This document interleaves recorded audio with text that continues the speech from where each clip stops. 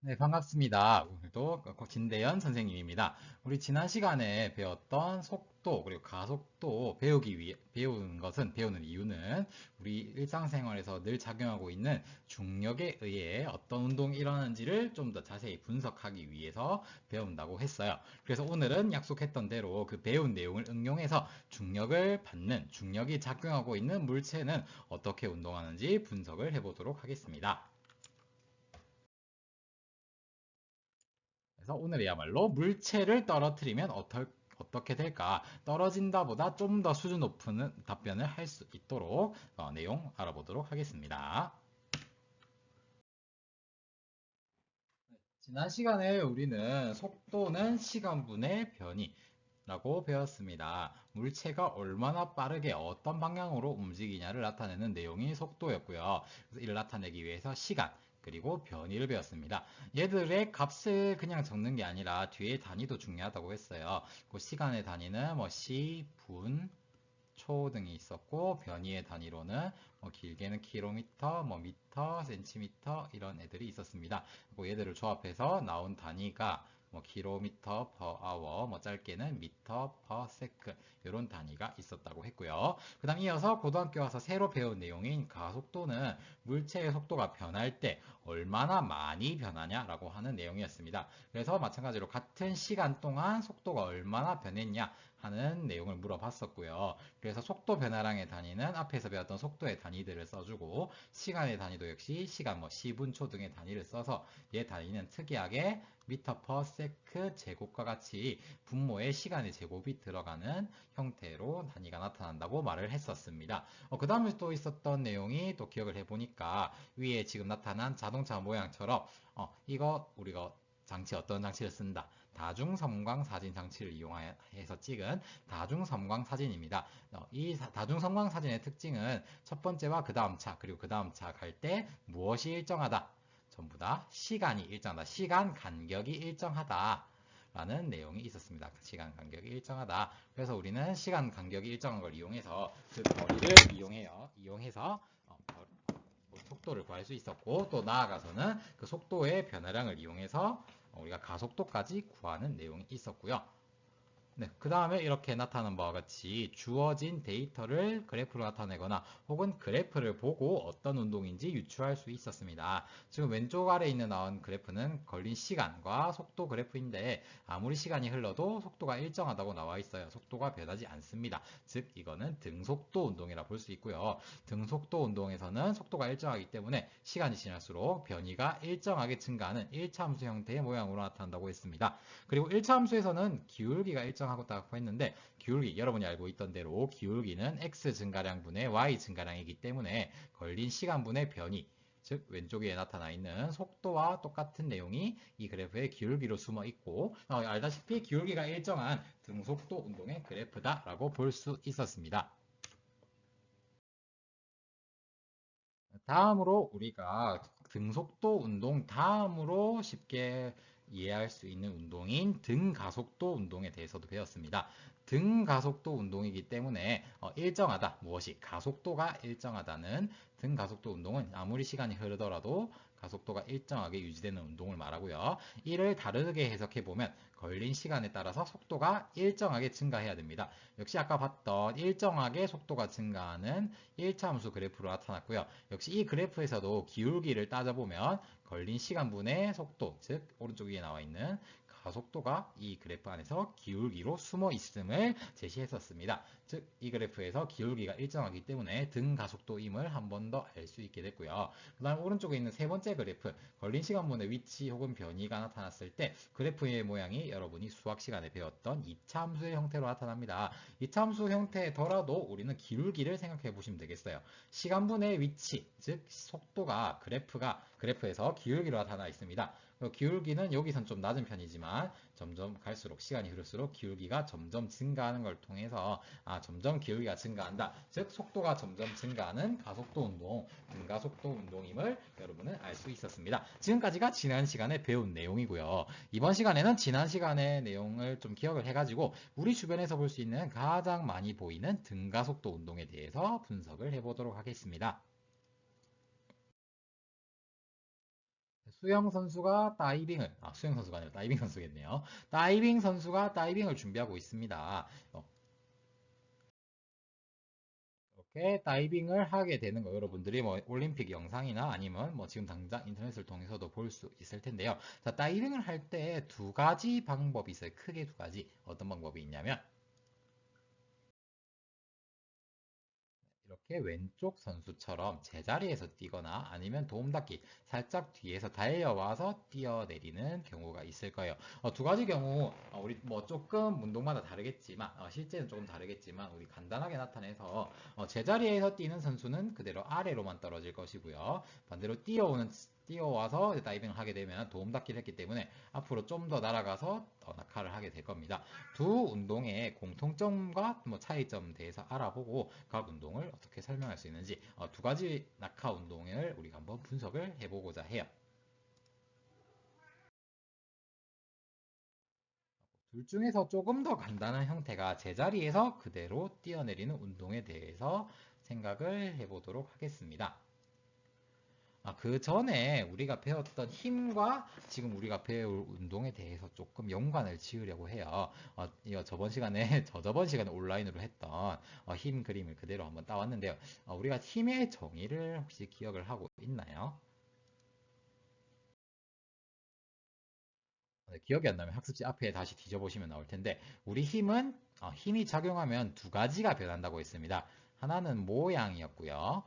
모양이 변하거나 힘이 작용하면 또 하나는 더 중요한 운동 상태가 변한다고 했습니다. 운동 상태가 변하게 되면 힘이 작용했다라고 하는 건데 거꾸로 말하면은 운동 상태가 변하기 위해서는 힘이 작용을 해야 된다라고 생각을 할 수 있겠습니다. 선생님이 갑자기 차 한 대를 갖고 왔는데요. 이런 차가 있었으면 좋겠네요. 이 차가 장난감 차예요, 사실. 장난감 차가 가려면은 가만히 놔두면 차가 가요, 안 가요? 당연히 안 가게 되겠죠. 이 차를 가게 하려면은 우리가 뒤에서 힘을 작용해 주어야 합니다. 왜 힘을 작용해야 이 물체의 운동 상태가 정지 상태에서 뭐 등속도 운동이든 등가속도 운동이든 다른 상태로 변하게 되기 때문이에요. 우리가 운동을 하려면 힘이 작용해야 된다라는 사실을 저번 시간에 배웠었고요. 이렇게 힘이 작용을 하면 뭐 차는 저렇게 멀리 도망가겠죠. 그래가지고 힘과 운동에 대해서 연결을 짓기 위한 공식이 하나 있습니다. 많이 보던 운동복 브랜드랑 조금 다르네요. 뭐 극혐이라고 하지 마시고 F는 MA. 우리가 과학을 그렇게 좋아하지 않더라도 어디선가 들어는 봤을 것 같은 식이에요. 그래가지고 이 식을 한번 분석을 해볼 건데, 자, F는 MA 되어 있습니다. 일단 저 식이고요. F와 MA가 의미하는 바는 밑에 쓰여 있습니다. F는 힘이에요. 아마 포스일 거고, M은 질량, 매스, A 가속도, 뭐 엑셀레레이션, 뭐 레이 끝을 잘 모르겠네. 힘, 질량, 가속도. 즉 힘은 질량과 가속도의 곱으로 나타난다는 내용입니다. 자, 근데 이때 우리가 질량은 잘 안 변해요. 질량은 거의 일정해요. 같은 물체라면은 뭐 다르게 되는 경우도 있겠지만 일단 한 물체가 운동을 할 때 질량은 거의 일정하다고 보겠습니다. 자, 그럼 이때 우리 비례 반비례 관계를 자세히 살펴보시면 될 것 같아요. 만약에 힘을 세게 줬어요. 힘을 세게 줬으면은 가속도는 증가하겠다. 그죠? 반대로 힘이 약해지면 가속도도 약해진다. 뭐 낮아진다. 라고 우리가 생각할 수 있는데 여기서 우리가 생각해 볼 수 있는 게 어떤 물체에 일정한 힘이 계속해서 작용해요. 같은 힘이 일정한 힘이 계속해서 그 물체에 작용을 합니다. 그러면 우리 질량은 뭐 변화 없으니까 0이 되지 않을 거고 가속도도 변화가 없어요. 일정한 가속도가 됩니다. 우리 일정한 가속도는 방금까지도 다시 보았었죠. 가속도가 일정한 운동은 무엇이다? 등가속도 운동이다. 등가속도 운동. 일정한 힘은 등가속도 운동으로 이어진다. 여기서 하나 중요한 내용 짚어 넘어가겠습니다. 어떤 물체에 일정한 힘이 지속적으로 가해지면 그 물체는 속도가 일정하게 증가하는 등가속도 운동을 한다라고 알 수 있고요. 한 가지 경우가 더 있습니다. 만약 힘이 0이라면 자, 이 식에서 위에 있는 식에서 힘 색깔 바꿔야겠네요. 이 식에서 F가 0이에요.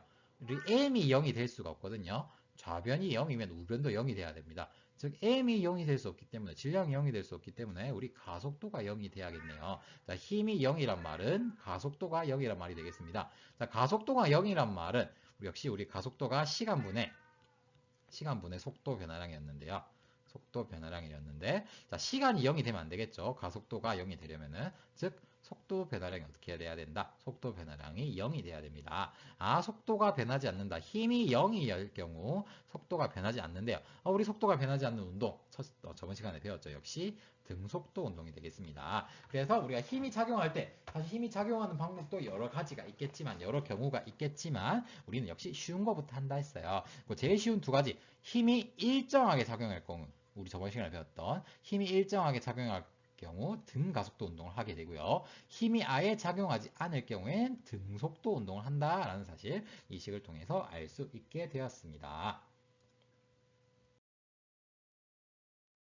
그럼 아까 얘기로 돌아와서 이렇게 제자리에서 점프를 한 수영 선수의 경우의 운동을 분석해 보고자 해요. 하기 위해서 저번에 잠시 예시로 든 다중성광 사진을 들고 오겠습니다. 이 사진 같은 경우에는 가장 위쪽에 있는 공이 떨어지는 것을 다중성광 사진으로 촬영한다고 했어요. 자, 다중성광 사진의 특징 한 번 더 복습해보면 뭐다? 각 공 사이, 각 피사체 사이에 무엇이 일정하다? 거리는 다를 수 있죠. 지금 딱 봐도 거리가 증가하고 있네요. 거리는 다를 수 있지만, 같을 수도 있지만, 거리는 다르지만 무엇이 일정하다? 시간이 일정해요. 같은 시간 동안 근데 여러분 보시기에 점점 거리가 누가 봐도 확연하게 증가하고 있음을 알 수 있죠. 자, 첫 번째 칸에서는 뭐 공이 하나, 둘, 세 개 정도 있는데 두 번째 칸은 두 개. 이런 식으로 점점 간격이 넓어지는 것을 알 수 있습니다. 간격이 넓어진다. 우리 여기서 간격은 거리를 의미하죠. 시간분의 거리가 점점 증가한다는 거. 즉 속도가 증가하고 있다. 속도 증가하는 운동.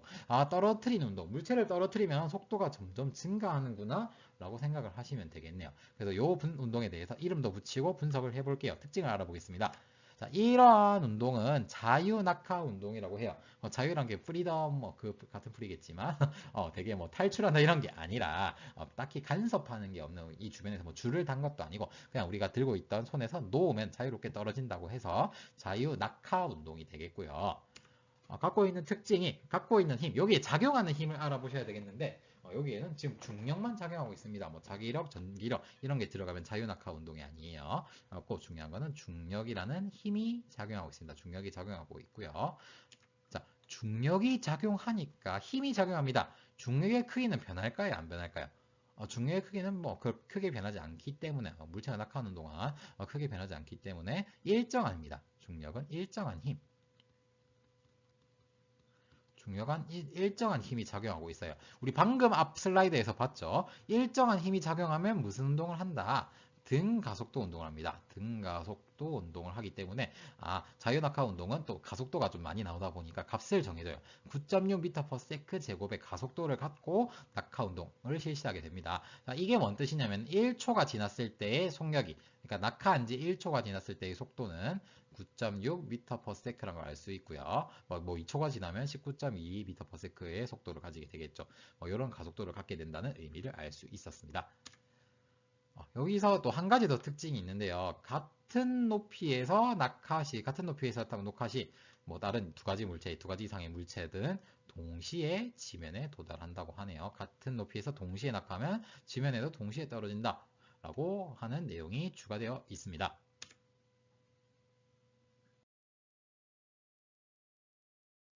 근데 여러분이 알기에도 이 말이 맞나요? 지금 당장 뭐 제 손에 들고 있는 뭐 펜이나 아니면 옆에서 굴러다니는 고양이 털을 던지면 저렇게 공과 깃털은 여러분도 알다시피 조금 다른 속도로 떨어지는 것을 알고 있습니다. 같은 높이에서 낙하시 동시에 지면 도달하지 않는다는 건데요. 자, 떨어지는 속도가 다르다는 거. 지금 속도가 달라. 우리 떨어지기 전에는 속도가 분명히 0이었을 거예요. 어떤 물체를 떨어뜨리든 속도가 0이었을 건데, 속도가 0이었을 건데 떨어지는 속도가 점점 다르다는 것은 가속도가 다르다는 거고요. 가속도가 다르다는 말은 힘이 다르다는 거, 작용하는 힘이 달라요. 다른 중력이 작용하나? 이렇게 생각을 할 수가 있는데요. 지금 보면은 그림을 한 개 들고 왔습니다. 보면은 여러분 학습지에도 있는 그림인데, 보시면 왼쪽에 공기 중에서는 다중성광 사진을 통해 보니까 떨어지는 속도가 확연하게 달라요. 그냥 공이 훨씬 빨리 떨어지고 있죠.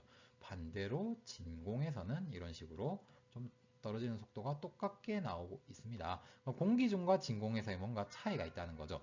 여러분 생각할 수 있듯이 지금 아래쪽으로 느리게 떨어지고 있으니까 이 깃털 같은 경우엔 아래쪽으로 작용하는 힘이 더 작다라고 생각할 수 있는데요.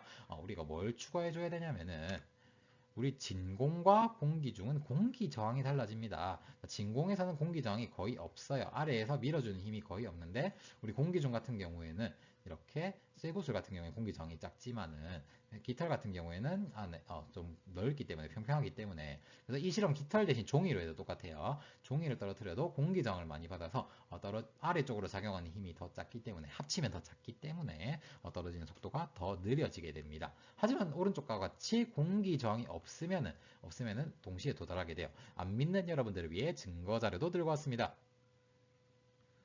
네, 이건 되게 큰 진공 실험실이에요. 여러분이 보시면 깃털과 공을 볼링공이에요, 심지어. 엄청 가벼운 깃털과 볼링공을 떨어뜨렸는데 동시에 지면에 도달하는 것을 알 수 있겠죠. 선생님은 거짓말하는 사람 아닙니다.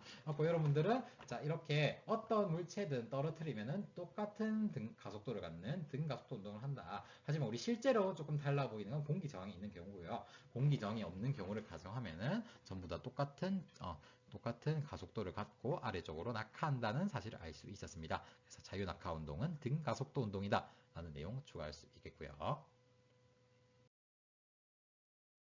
등가속도 운동 봤으니까 우리 자유낙하 운동 봤으니까 조금 더 어려운 운동을 봐야 될 것 같아요. 화살 기억나나요? 저번 주에 저와 같이 등교 수업을 열심히 들은 사람은 기억이 날 겁니다. 화살을 쐈더니 앞으로 날아가다가 무한정 앞으로 날아가는 게 아니라 언젠가는 떨어질 거라고 했어요. 이 운동은 어떻게 앞에 아까 달려왔던 다이빙 선수라고 보시면 되겠죠. 앞쪽으로 힘을 가한 운동. 입니다. 그러니까 힘을 지속적으로 가하진 않아요. 그냥 앞쪽으로 한번 화살도 시위를 당겨서 시위를 떠날 때까지만 오른쪽으로 왜 자꾸 삐뚤어지지? 오른쪽으로만 힘이 가해지고 있는 처음에 한 번만 가했던 운동이 되겠습니다. 그리고 앞으로 이렇게 손을 떠나게 되면은 작용하는 힘은 여러분이 알다시피 중력만 작용하고 있겠죠. 이 운동에 대해서도 한번 분석을 해보려고 해요. 그리고 다중성광 사진을 나타내면 이렇게 되겠습니다. 처음에 시작했던 공이 이 공에 힘을 가했다고 칠게요. 그러니까 이렇게 탁자 모서리에 걸쳐져 있는 공에다가 이렇게 오른쪽으로 힘을 가합니다. 뭐 여러분도 알다시피 오른쪽으로 일단 나가긴 하는데 아래로 계속 떨어지는 운동을 하게 될 거라는 거는 굳이 들고 있는 연필을 굴리지 않아도 알 수 있으리라 믿을게요. 이런 운동도 어떤 식으로 운동을 하는 건지 분석을 해보고자 합니다. 근데 조금 뭔가 이상한 사진을 들고 왔네요. 왼쪽은 여러분들이 지금 눕거나 누워서 보이는 거 아니겠죠? 눕거나 아니면은 뭐 교실 천장을 나타낸 거고요. 그리고 오른쪽은 파리가 한 마리 날아다니고 있습니다. 천장과 파리. 혹시 수학을 좀 좋아하는 친구들은 이 1화를 들은 적이 있을 건데요. 왼쪽은 데카르트란 사람의 초상화입니다. 제일 유명하게 했던 말이 나는 생각한다, 고로 존재한다.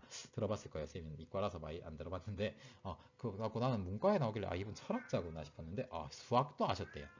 근데 몸이 좀 안 좋으셨대요. 몸이 그렇게 안 좋아서 병원에 누워 있는데 하필 병원 천장이 이렇게 격자 무늬가 되어 있었다고 해요. 그리고 또 하필 요 파리 한 마리가 열린 창문 틈 사이로 들어와서 날아다니고 있는데 자, 저도 누워 있으면 파리가 날아다니면 시끄러 나갔으면 좋겠어 아파 죽겠는데 이래 생각을 할 것 같은데 달랐나 봐요 데카르트는. 저 파리의 위치를 저 천장에서의 위치를 어떻게 나타낼 수 있을까 해가지고 도입한 게 어디서 많이 본 그림이죠. 수학 시간에 여러분들을 귀찮게 하는 좌표 평면입니다. 지금 평면상 2차원이죠. 2차원에서의 위치를 하나의 x축 그리고 y축의 좌표를 통해서 지금 이 파리는 3,4가 되겠네요. 그래서 이렇게 파리의 위치를 나타내기 위해서 도입한 좌표 평면이었는데 이게 수학사적으로 되게 큰 의미가 있었고 수학 시간마다 여러분들을 괴롭히고 있습니다. 저는 괴롭히는 건 아니고 이런 식으로 어떤 물체가 2차원상에서 운동할 때는 가로와 세로를 구분해서 나타내주면 좀 더 편리하게 나타낼 수 있어요. 사실 지금 우리가 데카르트를 원망을 하겠지만 지금 여기 있는 파리의 위치를 나타내기 위해서 저 파리는 대충 뭐 4분의 3 지점, 뭐 가로로 4분의 3, 세로 3 대충 해도 이렇게 말을 하게 되네요. 이렇게 그만큼 우리 사고 속에 많이 들어와 있다는 건데 저렇게 위치를 나타내기 위한 방법을 제시해 준 거고 지금 하고자 한 말은 가로와 세로를 구분해서 방금 그 운동을 분석해 보고자 합니다. 네, 저 PPT 열심히 만들었어요. 왼쪽 위에서 시작한 공을 이렇게 오른쪽으로 처음에는 오른쪽으로 힘을 가해줬을 때 움직이는 공의 궤도를 모식적으로 나타냈어요. 이렇게 떨어질 거고요. 우리는 이제 운동을 분석하려면 이제 눈치를 챘을 겁니다. 아까 자유낙하 운동이 등가속도 운동이라는 결론을 내리기 전에 우리가 먼저 뭘 분석했냐면 작용하는 힘을 분석했다. 그죠? 그리고 자유낙하하는 동안은 작용하는 힘이 뭐밖에 없었다. 힌트 화면에 있죠. 중력만 작용하고 있었습니다.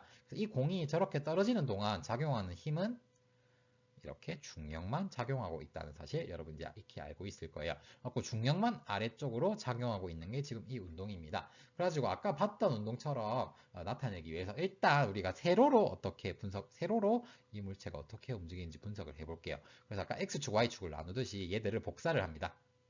이렇게 왼쪽으로 쭉 평행 이동을 시켜요. 그러니까 지금 보라색 공처럼 이 높이만 살펴본 겁니다. 높이만 살펴봤을 때 아래쪽으로 떨어지는 간격이 여러분 어떻게 되고 있나요? 지금 보면은 첫째 공, 둘째 공, 셋째 공, 넷째 공, 다섯째 공 사이가 점점 누가 봐도 한눈에 점점 증가하고 있다. 그죠? 다중성광 사진보다 시간이 일정하다. 그리고 시간이 일정한데 거리가 증가하니까 지금 얘는 속도가 어떻게 되고 있다? 속도가 증가하고 있는 운동입니다. 뭐의 영향을 받아서? 힘의 영향을 받고 있겠죠. 무슨 힘? 여기서는 아까 말했듯이 중력만 적용하기 때문에 중력은 또 일정하다 거기다. 그죠? 일정한 중력을 받고 있기 때문에 아래쪽으로 자유낙하하고 있습니다. 자유낙하. 지금 이 세로축으로는 점점 속도가 증가하는 그것도 근데 일정한 힘이 작용하고 있기 때문에 등가속도 운동인 자유낙하 운동을 하고 있습니다. 세로축만 봤을 때는요. 우리 세로축만 말고 이제 가로축도 한번 분석을 해봐야 될 것 같아요. 가로축 같은 경우에도 역시 이거 그림과 마찬가지로 평행 이동을 시켜줍니다. 이번엔 귀찮아서 위로 한 번에 쫙 끌어왔어요. 위로 쫙 끌어왔으면은 우리가 얘 뭘 분석해봐야 될까요? 이것도 일종의 지금 오른쪽으로 움직이고 있는 다중성광 사진입니다. 다중성광 사진이 나오면은 여러분 이게 익숙할 것 같아요. 우리 시간은 일정하다고 보통 문제에서 주기 때문에 문제나 상황에서 주기 때문에 얘들 간에 뭐를 분석해보자. 간격을 분석해 보셔야 되겠죠. 꼭 간격을 이렇게 점선으로 쭉 그어보니까 공 간격당 5칸 들어간다. 그죠? 내가 5칸만 껐으니까 다 똑같은 선이에요. 쌤이 길이도 다 재봤어요. 재고 그렸으니까 저렇게 5칸씩 띄워져 있는 그림 즉 뭐냐면은 간격이 일정한 운동을 하고 있습니다. 다중성광 사진에서 일정한 간격이다. 무슨 운동이다? 등속도 운동이다. 속도가 일정한 등속도 운동이라고 했고요. 지금 온라인 수업 열심히 집중하는 사람은 등속도 운동에는 어떤 힘이 작용하는지도 알고 있겠죠. 어떤 힘이 작용한다?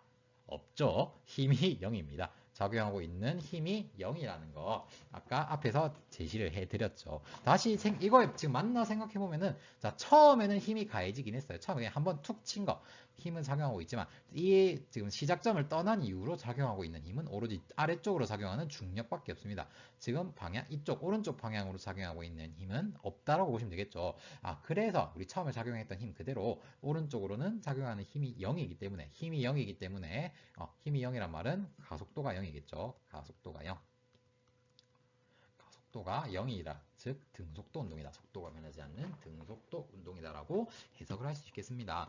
그냥 막연하게 포물선으로 움직이는 운동이라고 볼 수 있겠는데 얘를 이렇게 가로, 세로로 분석해 보니까 좀 더 자세하게 알 수 있어요. 여러분들의 물리 실력이 드디어 고등학생 수준으로 올라가고 있습니다.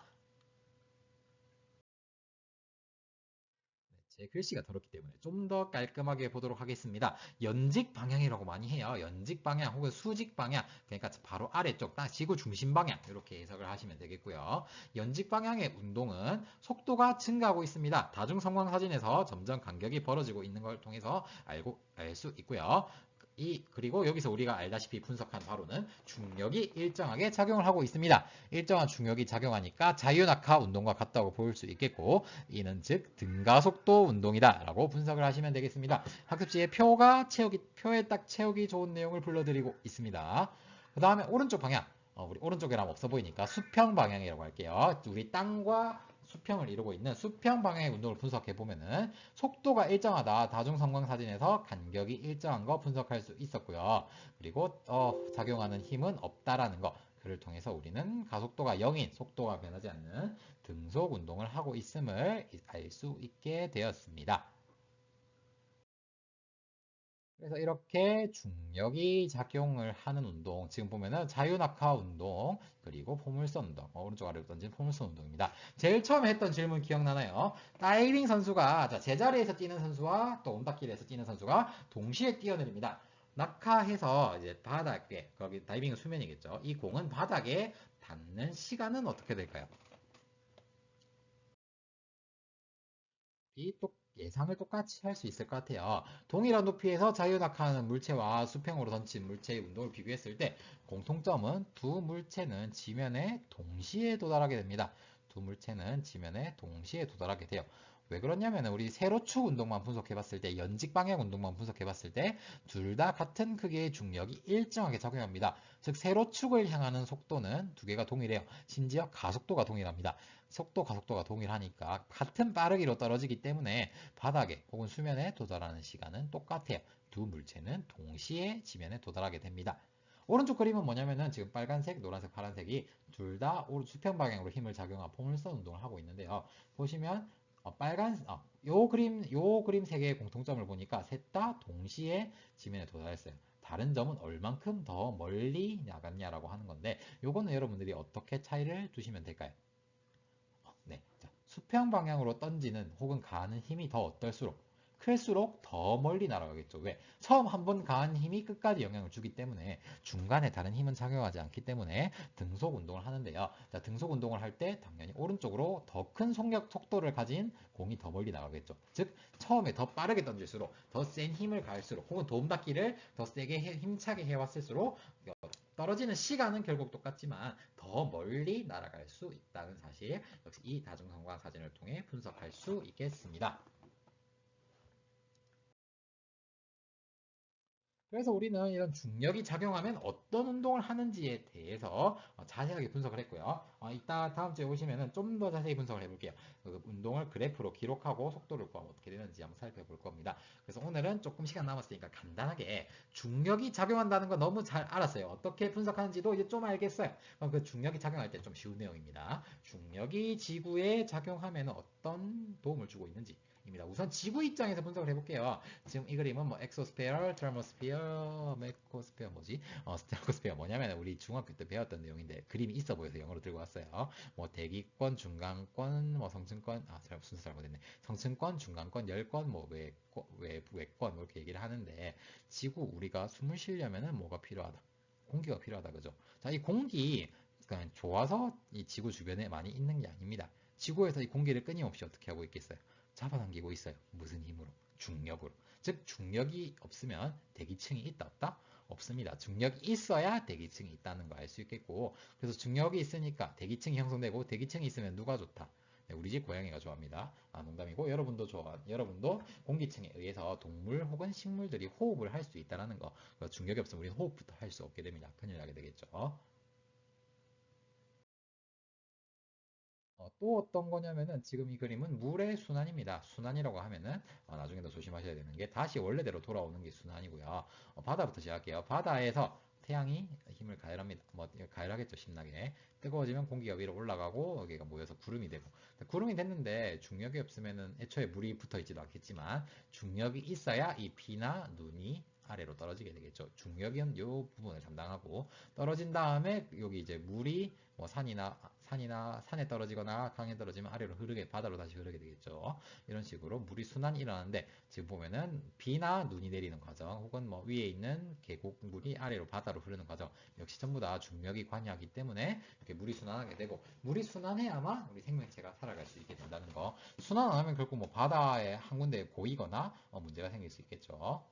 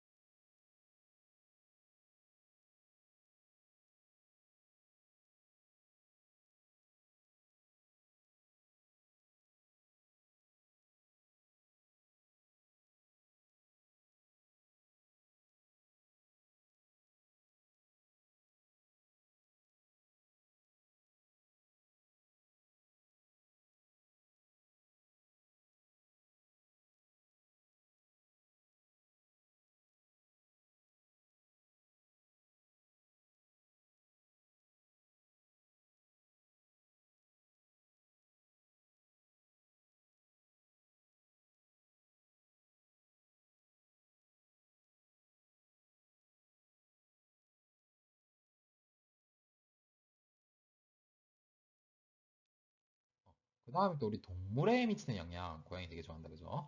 어떤 게 있냐면은, 중력이 없으면은, 우리 우주인들이 어떻게 떠다니는지 봤죠? 무중력 상태에서 막 자기 마음대로 막 떠다니고, 재밌어 보이긴 하는데, 계속 거기 오래 살면은 우리 뼈도 근육도 좀 약해진다고 해요.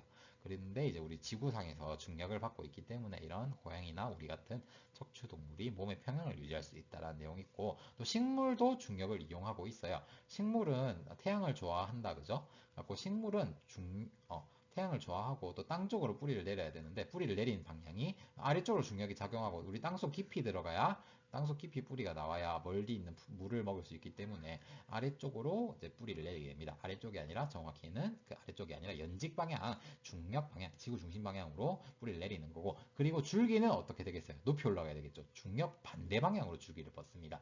식물도 나름 머리가 좋게 진화를 했다 그죠? 진화 얘기 나왔으니까 진화는 또 생명과학 시간에 배워보시고 꼭 오늘은 이렇게 간단하게 물체 운동도 분석해보고 중력에 미치는 영향을 알아보았습니다. 그래서 우리는 이번 시간에는 그래서 이렇게 분석해본 자유낙하 운동 그리고 수평으로 던진 혹은 포물선 운동에 대해서 배워봤습니다. 정리를 해보면 아래로 떨어지는 운동 그러니까 자유낙하 운동 같은 경우에는 일정한 힘이 작용하죠. 중력이 작용합니다. 중력이 일정하게 작용하기 때문에 힘이 일정하다 즉 가속도가 일정한 등가속도 운동이 하게 되겠고요. 오른쪽과 같이 포물선 운동 같은 경우에는 두 축으로 나눠서 생각하라고 있습니다. 연직 방향과 그 다음에 수평 방향을 따로 나눠서 생각했을 때 연직 방향은 왼쪽의 자유낙하 운동과 똑같이 중력이 작용하기 때문에 등가속도 운동을 하게 돼요. 그래서 두 물체는 지면에 도달하는 시간은 동일합니다.